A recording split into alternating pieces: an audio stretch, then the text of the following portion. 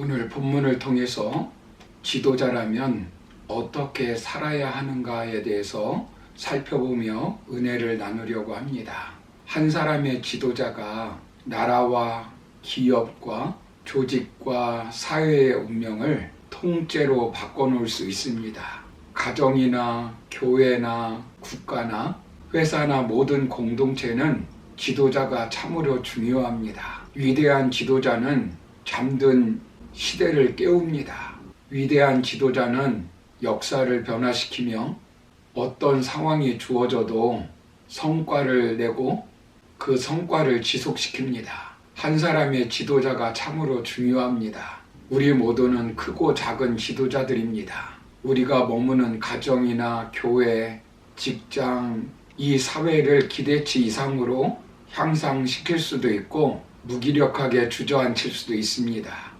우리는 어떤 신앙의 지도자가 되어야 하겠습니까? 오늘 헤롯 왕을 살펴보면서 하나님이 주시는 지혜와 교훈을 받기를 바랍니다.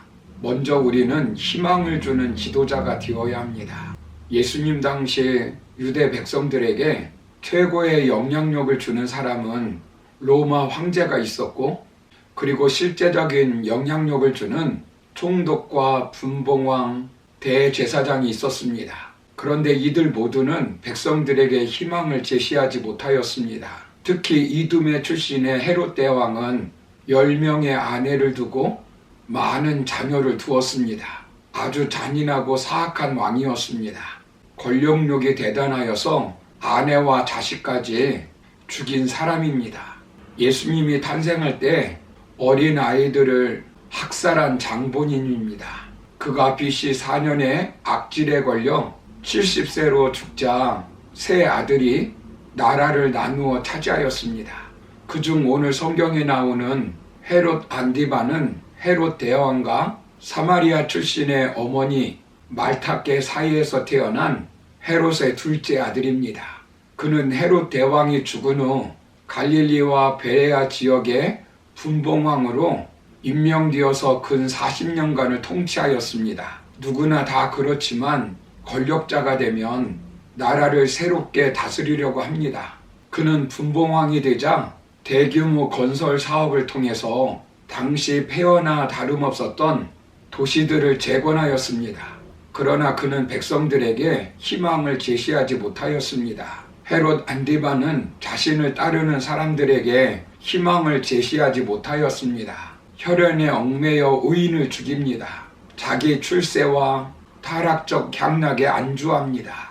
진정 관심을 가져야 할 국민의 평안과 공의에 대해서 관심을 가지지 않았습니다. 본문 27절 28절을 보시면 왕이 곧 쉬이병 하나를 보내어 요한의 머리를 가져오라 명하니 그 사람이 나가 옥에서 요한을 목베어 그 머리를 소반에 얹어다가 소녀에게 주니 소녀가 그것을 그 어머니에게 주니라라고 말씀합니다.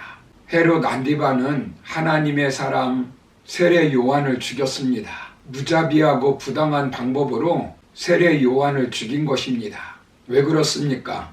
헤롯 안디바는 자신이 이복 동생의 아내이자 조카인 헤로디아와 더불어 통간하고 또 그러한 불법을 정당화하기 위해서 헤로디아와 정식으로 재혼을 하였습니다. 이것을 세례 요한이 지적하였습니다.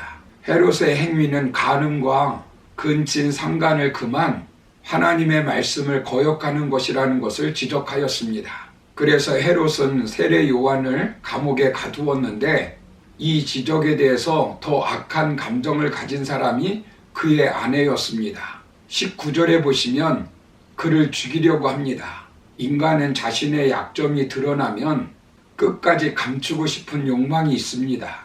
상대를 제거함으로 자신의 죄가 감추어질 것이라고 생각한 것입니다. 그런데 왜 죽이지 못합니까?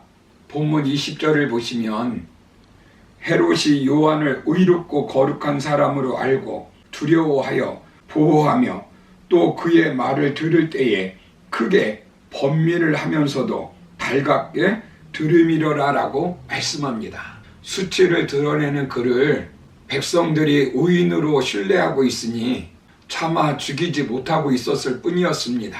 그런데 때마침 기회가 왔습니다. 남편 헤롯 왕의 생일잔치가 대신들과 함께 베풀어졌습니다. 딸이 춤을 춥니다. 아주 만족해하였습니다. 그리고는 딸의 요구에 따라 세례 요한을 참수형에 처했습니다. 세례 요한은 자신의 부정을 감추고 싶어하는 권력자 헤롯과 헤로디아와 헤로디아의 딸 살로메의 음모에 의해서 참수형을 당한 것입니다. 그가 바른 지도자였다면 단호하게 딸의 요구를 거절했어야 합니다. 그리고 자신에게 하나님의 말씀을 적용하여 그 가정을 통하여 백성들에게 희망을 주어야 했습니다. 그는 백성들에게 비전을 제시하고 민족을 바르게 이끌어야 할 지도자입니다. 그런데 그는 자기의 부정을 감추고 부당한 방법으로 그것을 해결하는 데만 급급해 하였습니다. 앞에서 이끄는 지도자는 남이 보지 못한 것을 보고 따르는 사람들에게 희망을 제시해 주어야 합니다. 방향을 제시하지 못하는 대통령, 목사, 사장, 부모는 따르는 사람들에게 절망하게 만들고 무기력하게 만들어 버립니다. 참된 지도자는 가야 할 길을 알고 다른 사람들을 격려하며 그 길로 인도하는 사람입니다.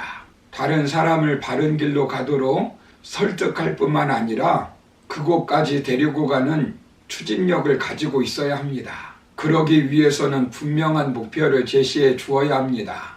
어떤 일이든지 절망이든 소망이든 동시에 존재합니다. 부정과 긍정은 동시에 존재합니다. 그런데 지도자는 어떤 상황에서도 소망의 관점에서 긍정의 관점에서 바라보아야 합니다. 미국의 심리학자인 셰더 햄스터드 박사는 우리 인간은 하루에 5만에서 6만 가지를 생각한다고 합니다. 그 많은 생각 중에 75%는 부정적인 생각이고 25%는 긍정적인 생각이라고 합니다. 인간의 생각은 잘 관리하지 않고 그대로 놓아두면 누구나 부정적인 방향으로 기울 수밖에 없다는 것입니다. 사람들은 부정적인 말을 오래 할 수 있지만 긍정적인 말은 오래 하지 못합니다.